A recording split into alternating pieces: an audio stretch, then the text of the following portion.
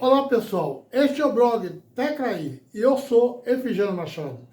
O vídeo de hoje traz a minha preocupação e a preocupação de diversos usuários do transporte coletivo de São Paulo.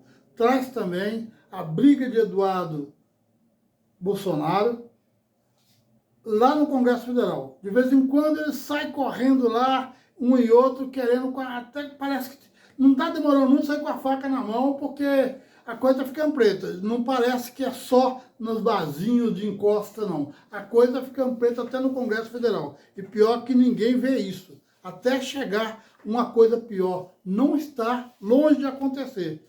Veja bem o que acontece. E também da Joyce, a ex-deputada federal, o que ela fala da então atual deputada Zambelli, aquela dos Jardins, que saiu com um revólver na mão, quando um petista disse para ela, espanhola, lembra que ela caiu e saiu dando tiro, entrou com a arma em punho, e ele correndo para dentro de um local comercial, parece uma padaria, um restaurante. É isto. Então preste atenção e você vai ver. Carla Zambelli, quem me perguntou, textualmente olhando no meu olho, na sala do presidente depois de eleito, se você tinha sido prostituta na Espanha, foi o presidente. Ele me perguntou. Ele me perguntou. Oi, você. Se inscreva nesse canal. Nós vamos estar postando diversos vídeos durante a semana. Queremos muito chegar até o final deste ano com 10 mil. Queremos muito a sua colaboração.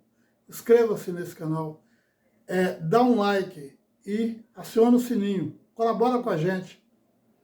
O vídeo de hoje traz exatamente a minha preocupação como usuário dos ônibus de São Paulo, os ônibus que muitas vezes nos leva de um bairro para outro e que sustenta exatamente o transitar das pessoas para o trabalho, de trabalho para casa. Essa preocupação é uma coisa que está presente muito na vida das pessoas, na vida dos profissionais, do porteiro, das pessoas que vão trabalhar nas construções civil, as pessoas que vão para as casas das pessoas trabalhar, que todo dia levantam de manhã e vão para a fábrica. Então, isso em São Paulo continua, é uma coisa que sempre existiu e sempre vai existir. A preocupação de chegar no ponto e ter o ônibus na hora certa para que eles possam seguir até o seu setor de trabalho.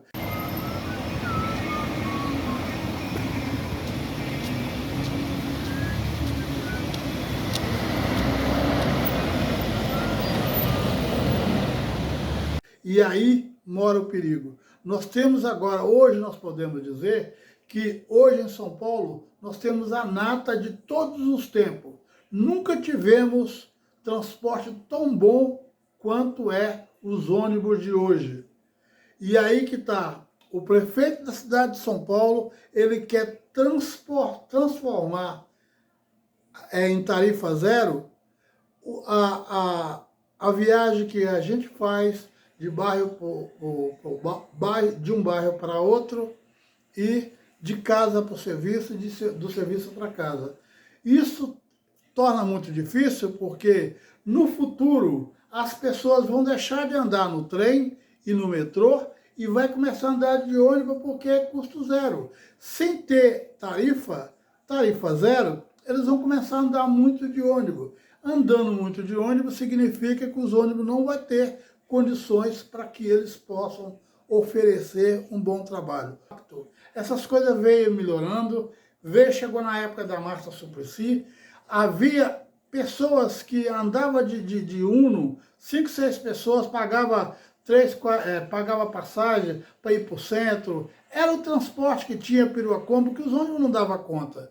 O que aconteceu? A Marta Suplicy buscou a tecnologia na Europa, me parece na França, trouxe para o Brasil, a serviço de São Paulo, espalhou para todo o Brasil, todo mundo gostou, uma coisa que ajudou, resolveu a questão do transporte brasileiro.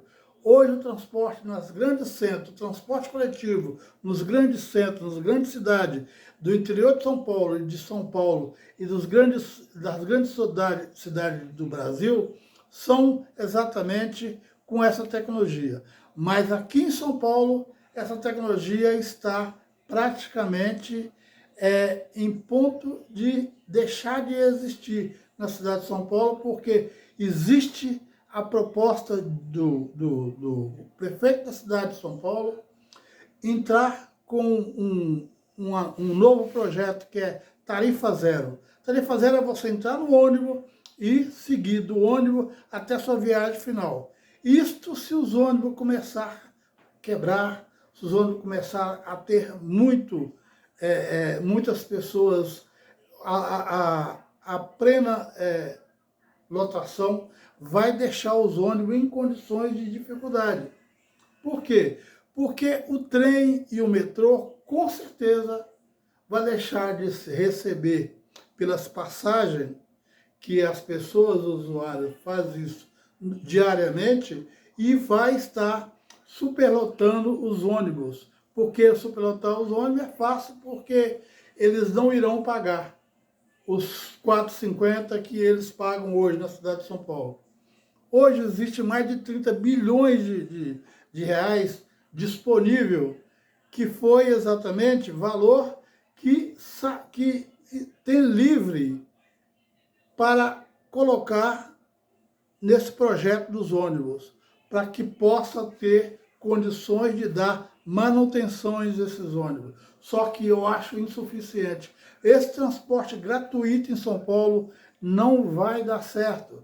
E a gente tem quase certeza, porque hoje nós temos uma frota de ônibus muito mais ou menos melhor, muito mais ou menos diferente do que era no passado, a gente vai ter a dor de cabeça. É só colocar que isso não vai aguentar um ano. Talvez seja por isso que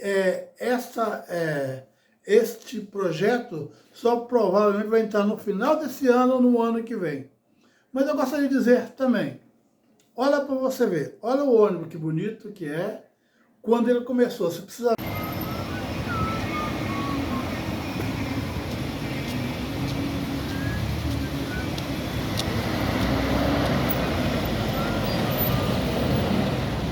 Lá, você está vendo que os ônibus realmente é muito bonito. Só que internamente ele é sujo. Isso varia de empresa para empresa, mas algumas empresas é mais ou menos limpo, mas acredito que se tivesse uma higienização boa do município, uma coisa que pudesse realmente ajudar, seria bom, porque isso trazia exatamente muitas pessoas, muitas donas de casa, muitas pessoas que gostam de trabalhar, ganhar um salário mínimo, ganhar um pouco mais do salário mínimo para fazer limpeza. Quantas mãos de obra eu poderia oferecer?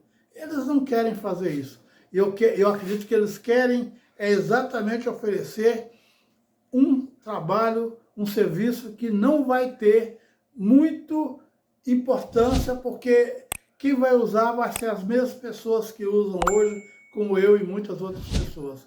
Os ônibus que o Haddad colocou em 2014 eram os ônibus articulados, aqueles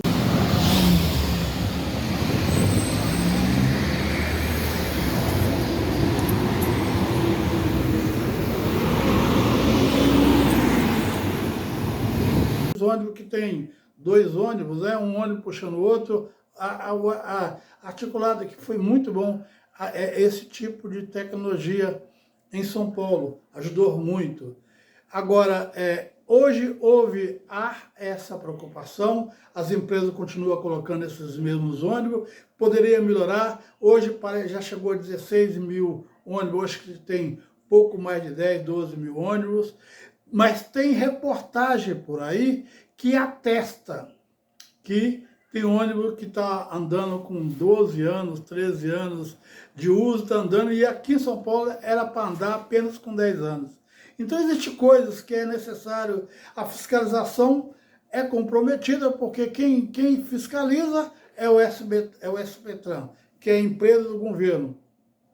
Pode fiscalizar bem, mas a gente não conhece exatamente o resultado dessas fiscalização. E eu gostaria muito que vocês entendessem que não é nada pessoal. Isso aí, eu suponho que falta um pouquinho mais de interesse dessas pessoas que estão à frente, como o prefeito da cidade de São Paulo. Ele tem que saber, quem usa esses ônibus provavelmente vai gostar muito da tarifa zero, até começar a coisa dar errado, até começar os ônibus se atravessar da avenida, como atravessou esses dias na Avenida Celso Garcia, no leste de São Paulo, onde as pessoas não tinham onde passar, onde os carros não poderiam passar, e aí só passava pela Marginal e também pela Radial. E aí a dificuldade das pessoas em chegar em casa ou ir para o trabalho. Já pensou se isso estivesse na época da proposta da tarifa zero, se vier colocar? Eu suponho, eu estou falando aquilo que eu suponho que vai estar oferecendo. Eu suponho porque se isso vier a acontecer, não é uma boa coisa. Eu acho que o resultado não é uma boa. Por que não colocou o ano passado? Por que não colocou agora? Vai colocar só no final desse ano, no ano que vem? Para que possa apresentar aos eleitores uma novidade, uma proposta. Eu não acho justo, eu não acho legal. A outra coisa que eu queria dizer para vocês é com relação ao Estado Federal, os deputados do Congresso Federal. Tá uma vergonha. Uma deputada acusa a outra e fala o que ela é. Porque dos 4 anos, presidente da República, dos outros 4 anos, do 4 ano passado, falou que ela poderia ser aquilo que parece que ela acha que é, que ela não sabe, mas acredita que ser. Olha bem esse vídeo, presta atenção no que ela está falando. Olha bem como é que ela acusa a companheira dela. E era assim, eram todas importantes. Hoje elas brigam, elas mostram com o dedo. Em relação ao dossiê que a deputada afirma que eu entreguei ao presidente da República. Essa é a mentira mais deslavada que eu já vi na minha vida. Você mente, Carla Zambelli. Quem me perguntou, textualmente olhando no meu olho, na sala do presidente depois de eleito, se você tinha sido prostituta na Espanha, foi o presidente. Ele me perguntou. Ele me perguntou. Olha o que esse outro cara, filho do ex-presidente da República, olha o que ele faz. Ele provou, ele sai do lugar dele para agredir um outro deputado de um outro partido que duvida que o pai dele levou facada. É possível que ele saia do lugar dele, vai lá agredir o cara e fala palavrão com eles. E o que acontece? O presidente da Câmara, ele não faz nada. Ele não dá um cartão amarelo, ele não dá um cartão vermelho. Sequer ele sabe que poderia fazer isso. E tem que usar. Ele tem que usar o recurso do Congresso para colocar um nível melhor de condições ali dentro do Congresso Federal. Parece uma vergonha, parece um bando de pessoas, entendeu o que eu quero dizer? Pessoas que não têm nada a ver com responsabilidade, pessoas que não têm nada a ver de receber votos de representante tão importante como esses caras receberam. Chegaram onde chegaram, porque não é possível um deputado federal agir dessa maneira. E esse cara aí, olha bem o que ele fala. Olha o que vocês falam assim. Presta atenção, respeita, deputado. Vai ficar reclamando?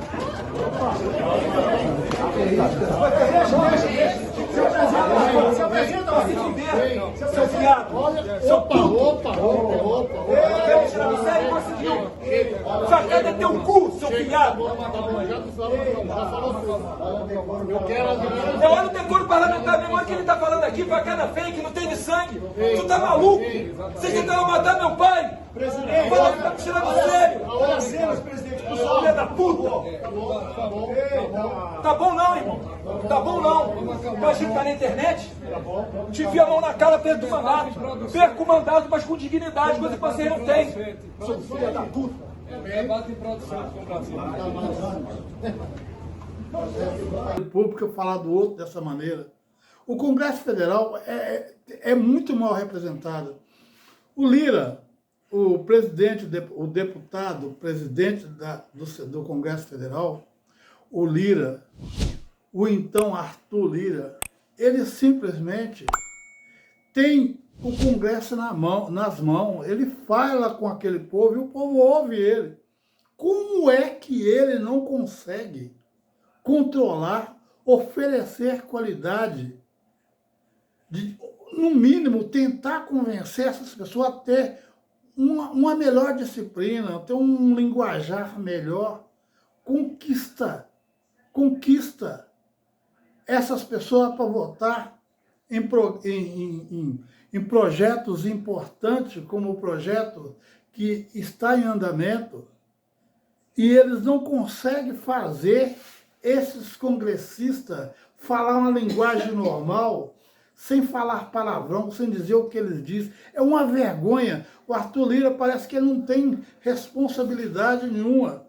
Ou ele simplesmente vira as costas porque palavrão é uma coisa que pode ser dita. É por isso que ele está sendo acusado de diversas coisas por aí. Porque tem medo de mandar alguém se pôr no lugar dele, ele tem medo de se mandar alguém se colocar no lugar dele e as pessoas falar com ele, você é isso, aquilo, outro. Então a autoridade do Lira também é um pouco mexida, é um pouco preocupada. Arthur Lira, se cuida. Você, o vídeo de hoje, eu gostaria de lembrar a vocês o seguinte. Nós temos hoje um sistema presidencialismo muito importante. Não é o melhor presidencialismo no mundo, não é igual ao dos Estados Unidos, porque nos Estados Unidos o presidente tem mais forças, ele consegue administrar com muito mais facilidade, ele negocia com muito mais liberdade e ele tem forças para poder trazer resultado. O governo federal aqui já é mais um pouco complicado, porque o presidencialismo é um sistema de governo que o presidente é chefe de Estado e de governo administrativo ao mesmo tempo. Ele é eleito por voto popular, um mandato de 4 anos, e poderá ser eleito por mais uma vez. O presidente escolhe os ministros, tem poderes para sancionar, vetar leis, editar medidas provisórias, conduzir a política externa, entre outros atributos. Mesmo assim, esse tipo de liberdade que o presidente da República tem no Brasil ainda é diferente dos Estados Unidos. Porque nos Estados Unidos, o presidente não tem essa dificuldade que o presidente tem. Aqui ele tem que deixar que um presidente como o presidente Arthur Lira exige certas coisas e ele tem que aceitar porque ele não tem deputado suficiente, ele não tem com ele congressista suficiente para ele valer aquilo que ele quer como presidente da República. E ele exigindo esse tipo de comportamento, de melhoramento que ele quer ali na frente, ele tem que liberar recursos, como tem feito. Ele libera ministério de dar alguns ministros para alguns e outros. Agora parece que o Lira quer que seja bem representado a mesa dele. Ele quer que a mesa seja bem representada. Ele quer que a mesa tenha ministério. E eu estou preocupado que não vai demorar muito tempo. O Lula já falou que a saúde ele não vai dar, que a saúde é dele, do Lula. Ele escolheu e sabe a quem vai dar. E eu estou preocupado com quem vai perder ministros. Aliás, quem vai perder o ministério. Quais são esses ministérios? Apesar de que o pessoal que hoje a gente sabe que tem mais ou menos uns 10 ministérios, que o PT tem uns 10 ministérios que são importantes, algum deles talvez foi colocado na mão dos petistas, porque o petista sabe que, oportunamente, ele serviria de moeda de troca.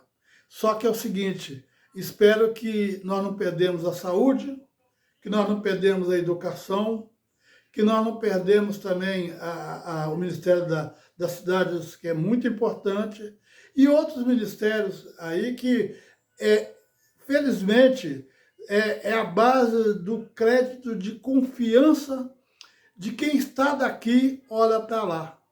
Olha, gente, eu vou dizer uma coisa para você.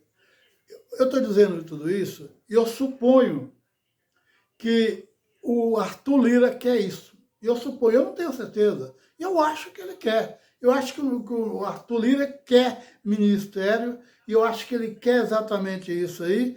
Talvez o Lula vai ter que negociar, vai ter que liberar alguma coisa para que fique tudo bem.